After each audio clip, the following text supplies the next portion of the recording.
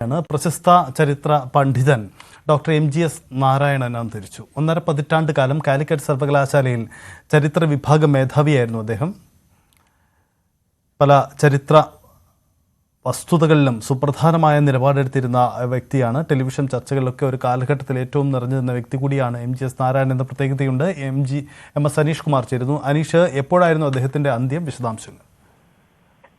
സജിത്ത്, കുറച്ചു നാളുകളായി തന്നെ അദ്ദേഹം അനാരോഗ്യത്തെ തുടർന്ന് പലതവണയായി ആശുപത്രിയിൽ പ്രവേശിപ്പിക്കപ്പെടുകയും ഗുരുതരാവസ്ഥയിലാവുകയും പിന്നീട് വീട്ടിലേക്ക് മടങ്ങുകയും ഒക്കെ ചെയ്തിരുന്നു.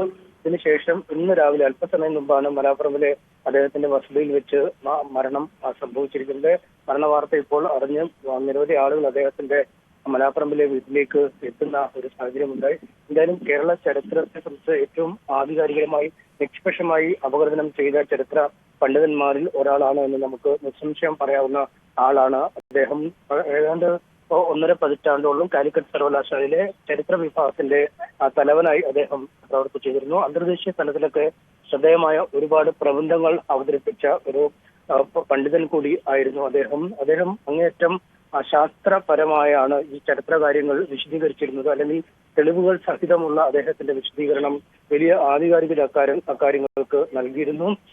കേരളം ഭരിച്ച ചേര രാജാക്കന്മാരെ കുറിച്ചും അക്കാലത്തെ രാഷ്ട്രീയ സാമ്പത്തിക വൈജ്ഞാനിക വികാസത്തെക്കുറിച്ചുമെല്ലാം ആധികാരികമായി അദ്ദേഹത്തിന്റെ പഠനങ്ങൾ ഉണ്ടായിരുന്നു. പെരുമാൾസ് ഓഫ് കേരള എന്ന പേരിൽ പ്രസിദ്ധീകൃതമായ ആ ഗവേഷണ പഠനമാണ് ഈ മേഖലയുമായി ബന്ധപ്പെട്ട ഏറ്റവും ആധികാരികമായ ഒരു പഠനമായി വിലയിരുത്തുന്നത്. അക്ഷരാർത്ഥത്തിൽ കേരളത്തിന്റെ രാഷ്ട്രീയ സാമൂഹിക ചരിത്രത്തിന്റെ ഒരു ആധികാരിക രേഖ കൂടിയാവുകയും ചെയ്തു.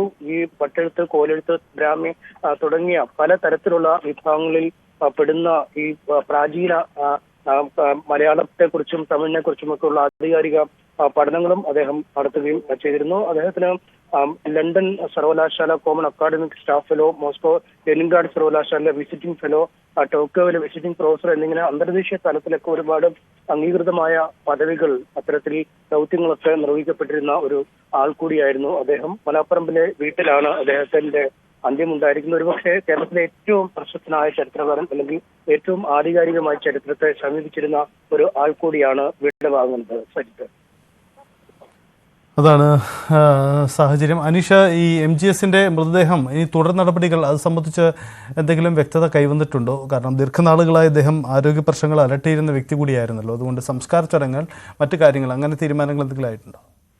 അക്കാര്യത്തെ കുറിച്ചൊരു കൃത്യമായ ചിത്രം നൽകിയിട്ടില്ല. അല്പസമയം മുമ്പാണ് അദ്ദേഹത്തിന്റെ മരണം ഔദ്യോഗികമായി സ്ഥിരീകരിച്ചത്. ആശുപത്രി ജീവനക്കാരും മറ്റുമൊക്കെ ഇപ്പം ആണ് പുറത്തേക്ക് ഇവിടെ നിന്ന് ഇറങ്ങിയിരിക്കുന്ന ഒരു സാഹചര്യമുള്ളത്. അതുകൊണ്ട് ഇത്തരം കാര്യങ്ങളെ കുറിച്ചുള്ളൊരു വിശദീകരണം പിന്നീട് ഉണ്ടാവുമെന്നാണ് നമുക്ക് അറിയാൻ കഴിയുന്നത്.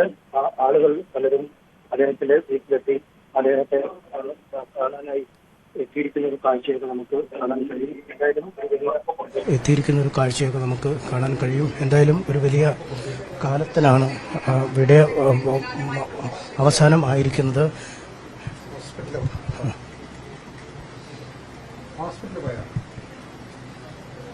MGS നാരായണൻ വിടവാങ്ങി. ചരിത്രകാരൻ എന്നതിനപ്പുറം വളരെ പ്രധാനപ്പെട്ട ചരിത്ര നിമിഷങ്ങളിൽ, സുപ്രധാന ഘട്ടങ്ങളിലൊക്കെ അഭിപ്രായം പറഞ്ഞ് നിലപാട് വ്യക്തമാക്കിയ വ്യക്തി കൂടിയാണ്. മലയാളികൾക്ക് സുപരിചിതനാണ് MGS നാരായണൻ. പല സന്നിഗ്ധ ഘട്ടങ്ങളിലും നിലപാടെടുക്കുന്നതിലും മറ്റും ഒരു ചരിത്രകാരൻ്റെ പ്രത്യേകതകൾ അത് പലപ്പോഴും MGSന്റെ വാക്കുകൾ പ്രകടമായിരുന്നു. പല ചരിത്ര മുഹൂർത്തങ്ങളിലും പല തർക്ക വിഷയങ്ങളിലുമൊക്കെ ചരിത്രത്തിൻ്റെ പ്രത്യേകതകൾ സൂചിപ്പിച്ചുകൊണ്ട് അതിൽ ചരിത്രപരമായ ഇടപെടലുകൾ നടത്തിയിരുന്ന വ്യക്തി കൂടിയാണ് MGS നാരായണൻ എന്ന പ്രത്യേകത കൂടിയുണ്ട്. MGSന്റെ വിടവാങ്ങൽ സ്വാഭാവികമായും വലിയ നഷ്ടമാണ് കേരളത്തിൻ്റെ പൊതുസമൂഹത്തിന് കൂടി ഉണ്ടാക്കുന്നത് എന്നതാണ് പ്രധാനപ്പെട്ട വ്യക്തി. ദൃശ്യങ്ങൾ കാണുന്നത് പോലെ പ്രധാനപ്പെട്ട വ്യക്തികളൊക്കെ അവിടേക്ക് വരികയാണ്. അല്പസമയം മുമ്പാണ് അദ്ദേഹത്തിൻ്റെ കോഴിക്കോട് മലാപ്പറമ്പിലുള്ള വീട്ടിൽ അദ്ദേഹത്തിൻ്റെ അന്ത്യം സംഭവിക്കുന്നത്. രാഷ്ട്രീയ രംഗത്തുള്ള പ്രധാനപ്പെട്ട വ്യക്തികളൊക്കെ അവിടേക്ക് വരുന്നുണ്ട്. അനീഷ്, ദൃശ്യങ്ങൾ കാണാം.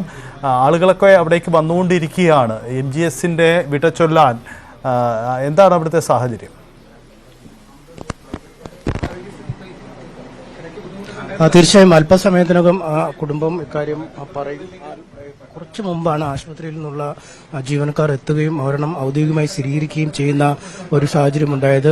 VM സുധീരൻ, മുതിർന്ന കോൺഗ്രസ് നേതാവ് അടക്കമുള്ള ആളുകൾ വിവരം അറിഞ്ഞപ്പോൾ തന്നെ ഇവിടേക്ക് എത്തിയിരിക്കുന്ന ഒരു കാഴ്ചയാണ് നമുക്ക് കാണാൻ കഴിയുന്നത്. മറ്റു പല ആളുകളും, നമുക്കറിയാം കേരളത്തിലെ തന്നെ ഏറ്റവും ചരിത്ര പണ്ഡിതൻ എന്ന് വിശേഷിപ്പിക്കാൻ കഴിയുന്ന വ്യക്തിത്വമാണ്. പലപ്പോഴും ഈ ചരിത്ര അപനിർമ്മിതികൾ നടക്കുന്നുവെന്നൊക്കെ ആരോപണങ്ങൾ ഉയരുന്ന ഒരു സാഹചര്യം കൂടിയാണ്. ഇത്തരമൊരു സാഹചര്യത്തിൽ കൂടിയാണ് അദ്ദേഹത്തിന്റെ ഒരു സാന്നിധ്യം പ്രസക്തമായി കൊണ്ടിരിക്കുന്നത്.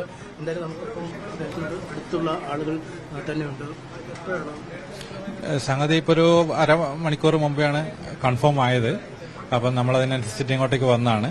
ഇന്ന് വൈകുന്നേരം ഏകദേശം ഒരു 4 മണിക്ക് മാവൂർ റോഡ് ഇലക്ട്രിക് ശ്മശാനത്തിൽ വെച്ചിട്ടാണ് ചെയ്യാൻ വേണ്ടിയിട്ട് ഇപ്പം തീരുമാനിച്ചിട്ടുള്ളത്. ഇന്ന് തന്നെ വൈകുന്നേരം 4 മണിക്കാണ് ഇലക്ട്രിക് ശ്മശാനത്തിൽ തീരുമാനിച്ചിട്ടുള്ളത്. കുറച്ച് നാളായി തന്നെ കുറച്ച്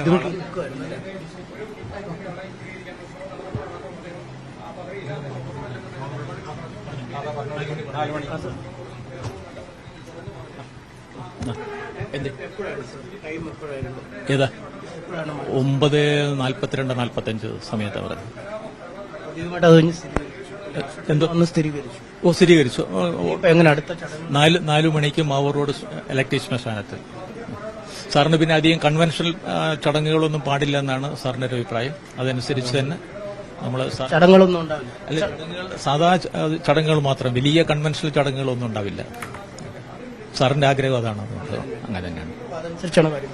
അതെ അതെ അതെ അതെ 4 മണിക്ക് ഇന്ന് തന്നെ സംസ്കാര ചടങ്ങുകൾ ഉണ്ടാവുമെന്നാണ് ആ കുടുംബം അറിയിക്കുന്നത്. വലിയ ചടങ്ങുകൾ, അതായത് കൺവെൻഷണൽ ചടങ്ങുകൾ, അതായത് ആവശ്യമായ ചടങ്ങുകൾ മാത്രം നടത്തുകയുള്ളൂ. ഇന്ന് തന്നെ മൃതദേഹം സംസ്കരിക്കുകയും ചെയ്യും. എന്തായാലും അദ്ദേഹത്തിന്റെ അങ്ങനത്തെ സാധനങ്ങളൊന്നും താല്പര്യമില്ലാന്ന് സാറ് നേരത്തെ എപ്പോഴും പറയലുണ്ടായിരുന്നു.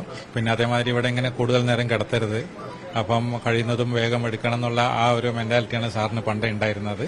അപ്പോൾ അത് പ്രകാരമാണ് ഞങ്ങൾ 4 മണിയാകുമ്പോഴത്തേക്ക് ഇലക്ട്രിക് ശ്മശാനത്തിലേക്ക് കൊണ്ടുപോകാൻ ഞങ്ങൾ തീരുമാനിക്കുന്നത്. അധികം കാത്തിരിക്കാതെ വേഗം അങ്ങോട്ടേക്കുള്ള കാര്യങ്ങൾ ചെയ്യണമെന്നാണ് കണക്കൂട്ടുന്നത്.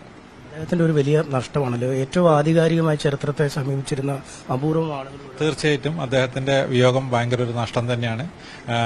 അദ്ദേഹം പല വിവിധ മേഖലകളിലും അദ്ദേഹം ശോഭിച്ചിരുന്ന ഒരു വ്യക്തിയാണ്.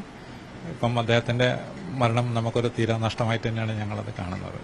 തീർച്ചയായും അദ്ദേഹം പറഞ്ഞതുപോലെ തന്നെ കൃത്യമായ ഒരു ജീവിതത്തിൽ ചില തത്വങ്ങൾ മുറുക്കി പിടിച്ച ഒരാൾ കൂടിയാണ്. താൻ മരിച്ചു കഴിഞ്ഞാൽ അധിക നേരം ഇങ്ങനെ വെച്ചുകൊണ്ടിരിക്കരുത്, പെട്ടെന്ന് തന്നെ കാര്യങ്ങൾ ചെയ്യണമെന്ന നിർദ്ദേശം അദ്ദേഹം കൃത്യമായി തന്നെ കുടുംബാംഗങ്ങൾക്കും സുഹൃത്തുക്കൾക്കും ഒക്കെ നൽകിയിട്ടുണ്ട്. അതുകൊണ്ട് തന്നെ ഇന്ന് 4 മണിക്ക് തന്നെ, ഉച്ചതിരിഞ്ഞ് 4 മണിക്ക് മാവൂർ റോഡ് ശ്മശാനത്തിൽ അദ്ദേഹത്തിന്റെ ഭൗതിക ശരീരം സംസ്കരിക്കും. ഒപ്പം വലിയ ചടങ്ങുകളൊന്നും വേണ്ട എന്ന ഒരു നിർദ്ദേശവും അദ്ദേഹം നൽകിയിട്ടുണ്ട്. സജിത്ത്, അതാണ് സാഹചര്യം. എന്തായാലും MGS വിട വാങ്ങുകയാണ്. MGSന്റെ സംസ്കാര ചടങ്ങുകൾ ഇന്ന് തന്നെ നടക്കും. കോഴിക്കോട് മാവൂർ റോഡ് ശ്മശാനത്തിൽ തന്നെയായിരിക്കും സംസ്കാര ചടങ്ങുകൾ. കാര്യമായ മറ്റ് ഔദ്യോഗിക പരിപാടികൾ, മറ്റ് കാര്യങ്ങൾ ഉണ്ടാവരുതെന്ന് അദ്ദേഹത്തിന് ആഗ്രഹമുണ്ട്. അത് പാലിച്ചുകൊണ്ടാണ് അത് നടത്തുക എന്നതാണ് അദ്ദേഹത്തിൻ്റെ ബന്ധുക്കളും മറ്റും വ്യക്തമാക്കിയത്.